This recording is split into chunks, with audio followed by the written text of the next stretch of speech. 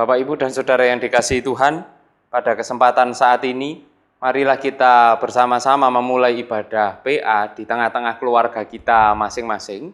Dan mari kita mulai ibadah PA kita pada kesempatan ini dengan bersama-sama kita memuji dan memuliakan nama Tuhan dari Kidung Pasaman Jawi nomor 31. Kita pujikan bait 1 dan bait yang kedua, Suawi Prosuci Nyawiji.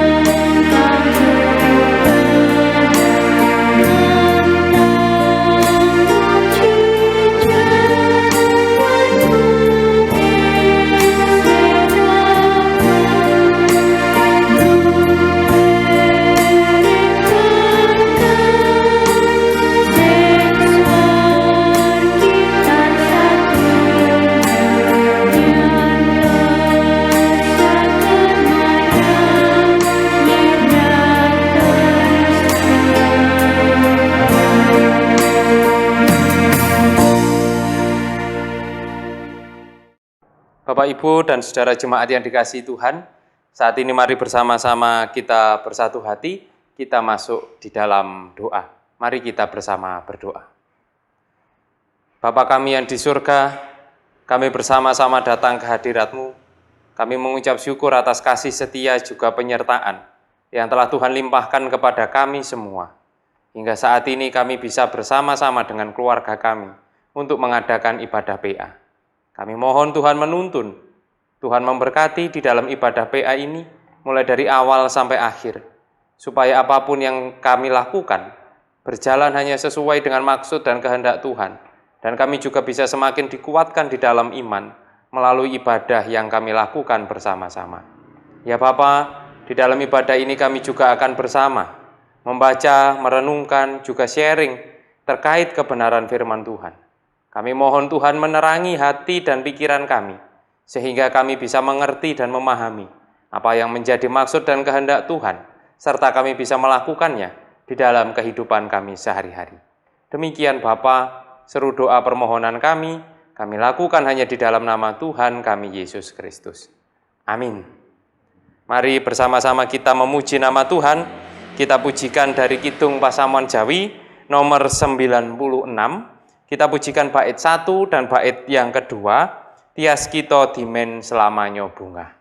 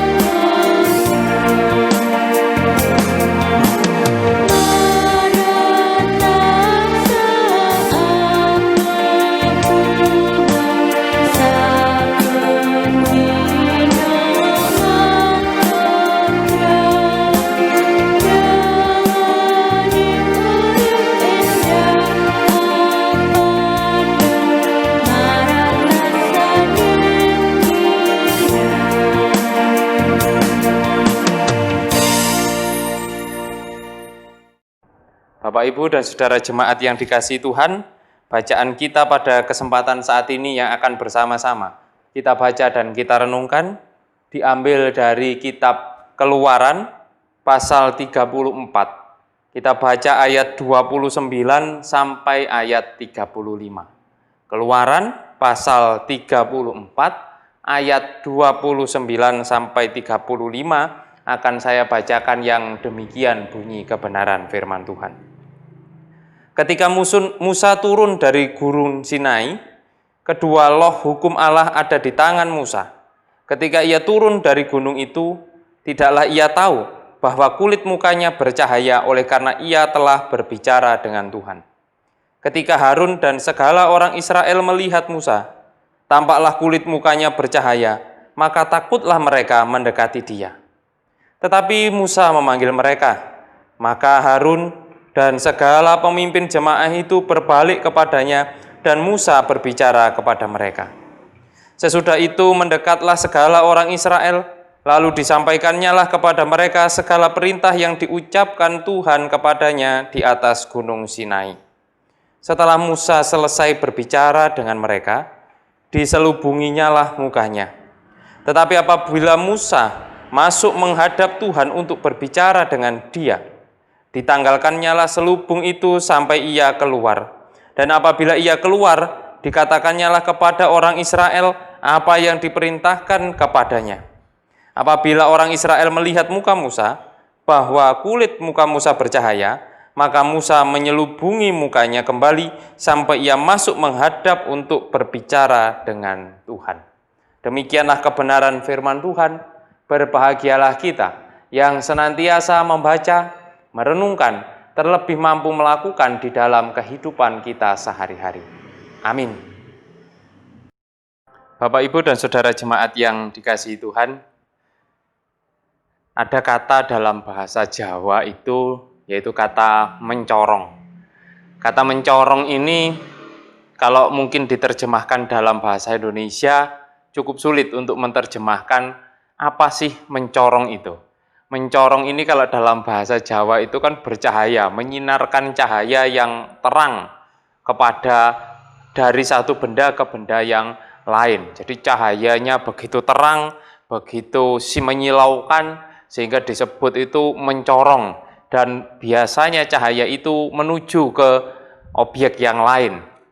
Jadi tidak hanya cahaya untuk dirinya sendiri, tetapi cahaya itu bercahaya juga menyinari objek yang lain sehingga akhirnya cahaya terang itu begitu mencorong atau begitu menyilaukan dan mempengaruhi di lingkungan sekitarnya. Makanya kalau ada mungkin lampu yang begitu terang, kita bakal lampunya mencorong, terang sekali, lampunya itu mempengaruhi lingkungan di sekitarnya, ruangan itu menjadi begitu terang karena lampu yang begitu terang itu.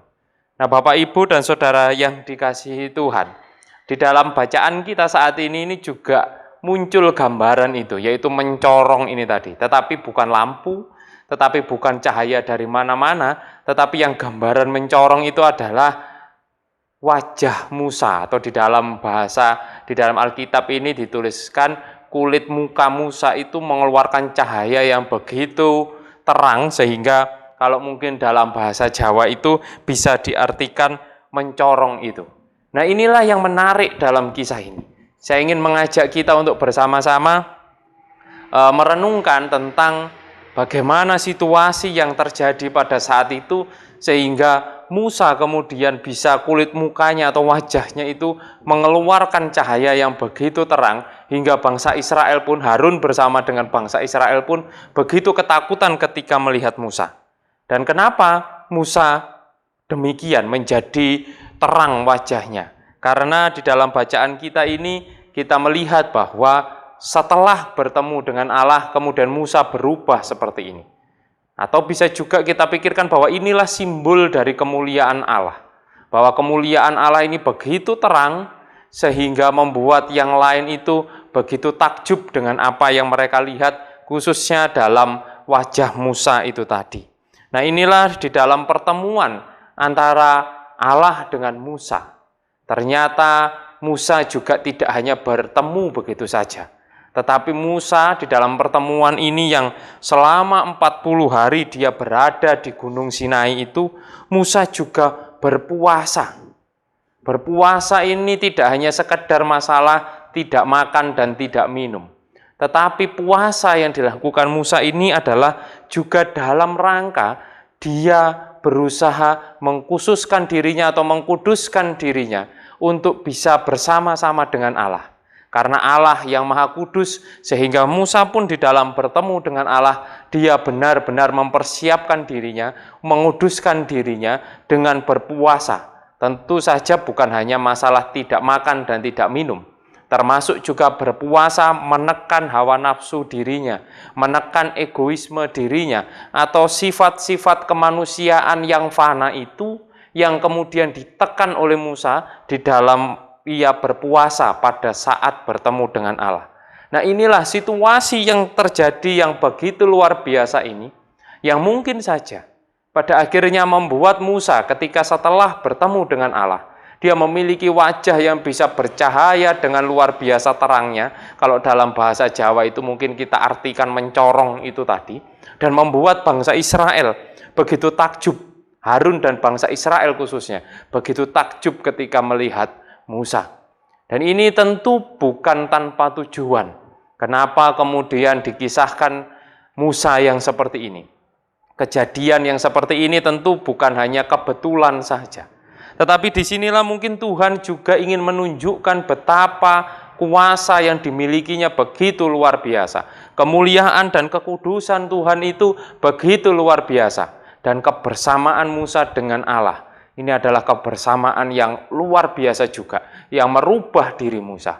Yang semula Musa biasa-biasa saja, tetapi ketika setelah bersama-sama dengan Tuhan selama 40 hari di Gunung Sinai itu, dengan Musa berpuasa, dengan Musa menekan dirinya untuk bisa mengkuduskan dirinya bersama-sama dengan Allah, pada akhirnya membuat Musa berubah itu tadi. Membuat Musa khususnya di bagian wajahnya bisa bercahaya, memunculkan cahaya kemuliaan Allah yang luar biasa. Dan disinilah mari kita bersama-sama juga belajar, kita bersama-sama berpikir, kenapa hal ini kemudian terjadi seperti itu.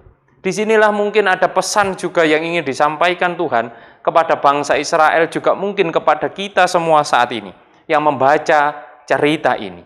Bahwa siapa yang dekat dengan Tuhan, siapa yang memiliki hubungan yang dekat dengan Tuhan, mau mengkhususkan dirinya untuk bersama-sama dengan Tuhan, maka dia akan mendapatkan kemuliaan Allah itu.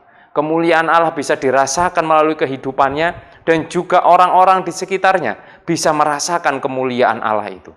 Nah, inilah yang mungkin juga diharapkan oleh Tuhan melalui peristiwa ini, supaya bangsa Israel melihat kemuliaan Allah melalui Musa.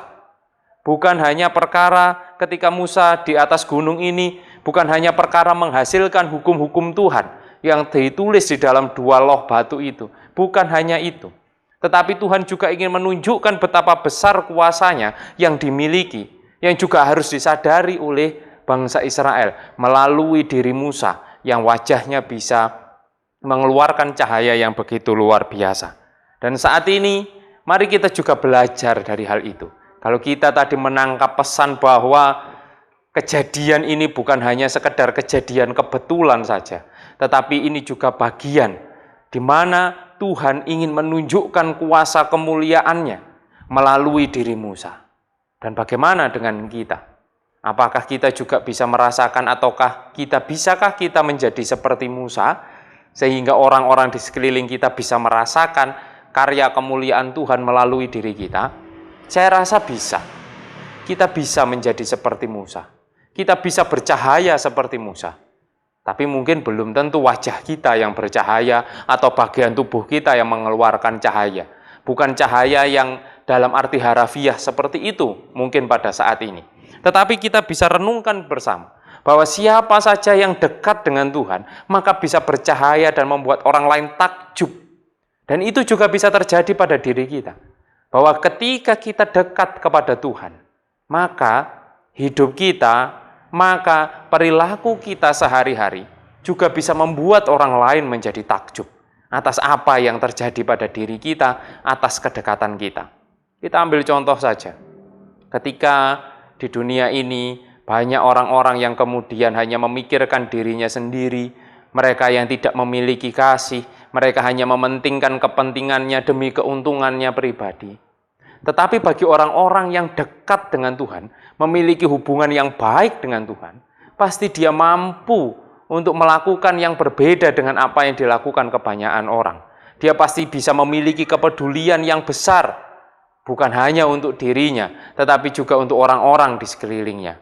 Bukan hanya untuk kepentingan pribadinya, tetapi juga untuk kepentingan orang banyak di sekitarnya. Nah, itulah yang bisa membuat orang lain takjub kalau kita benar-benar mendekatkan diri kita kepada Tuhan. Dalam arti, siapa yang semakin dekat dengan Tuhan, maka dia akan mampu melakukan apapun yang dikehendaki oleh Tuhan di dalam hidup kita sehari-hari. Dan kita mampu bersaksi dengan itu. Kita mampu untuk memberikan cahaya terang kita kepada orang lain, bahkan mungkin membuat orang lain takjub atas apa yang kita lakukan. Nah, inilah Bapak, Ibu, dan Saudara yang dikasihi Tuhan. Mari kita bersama-sama merenungkan hal ini. Kita bersama-sama menggumuli hal ini. Mari kita melihat dalam diri kita masing-masing. Kita bisa bercahaya, kita bisa bersinar seperti Musa. Dan kita juga, cahaya itu adalah wujud kesaksian kita, melalui perilaku kita, melalui tutur kata kita, yang selama ini mungkin kita berpikir, apa mampu saya melakukan hal-hal seperti yang dikehendaki Tuhan? Saya yakin kita mampu, kalau kita terus mendekatkan diri kita kepada Tuhan. Saya yakin kita bisa bersaksi di tengah-tengah dunia, asal kita mendekatkan diri kita kepada Tuhan. Dan itulah kiranya yang menjadi bahan perenungan kita saat ini, dan juga nanti silakan di-sharingkan di dalam keluarga masing-masing, terkait pertanyaan, wujud nyata apa yang kita lakukan dalam rangka bersaksi tentang karya Allah di tengah-tengah dunia ini. Saya ulangi, wujud nyata apa yang kita lakukan di dalam rangka bersaksi tentang karya Allah di tengah-tengah dunia. Selamat bersharing, selamat bercahaya atau bersaksi di tengah-tengah dunia. Dan teruslah dekat kepada Tuhan, supaya cahaya kemuliaan Tuhan itu bisa ada dalam diri kita, dan juga bisa dirasakan oleh orang-orang di sekeliling kita. Tuhan memberkati kita semua. Amin. Mari bersama-sama kita sambut perenungan kita, firman Tuhan ini, dengan kita memuji nama Tuhan. Dari Kidung Pasamuan Jawi, nomor 431, kita pujikan bait 1 dan bait yang ketiga. Gusti Adawuh.